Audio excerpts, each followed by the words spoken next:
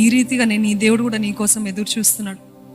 నా బిడ్డలు నా కోసము ఆలోచిస్తున్నారా? నా గురించి ఆలోచిస్తున్నారా? నాకు ఇష్టమైన కార్యాలు చేస్తున్నారా? నాకు ఇష్టమైన కార్యాలు మహిమకరంగా జీవిస్తున్నారా?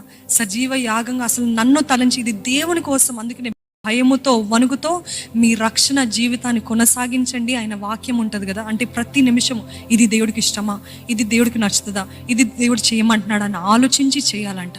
అప్పుడు అది దేవునికి ఇంపైన బలి, ఇంపైన సువాసనగా మన జీవితం ఉంటుందంట. మనం ఇచ్చే డబ్బులు కాదండి, మన జీవితమే ఒక సువాసనగా ఆయనకి ఇంపుగా ఉంటుందంట.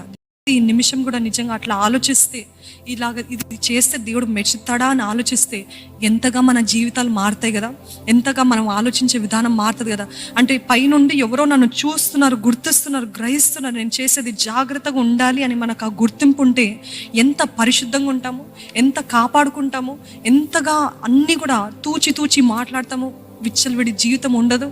ఆ పరిస్థితిలో దేవుడు మనతోటే మాట్లాడుతున్నాడు.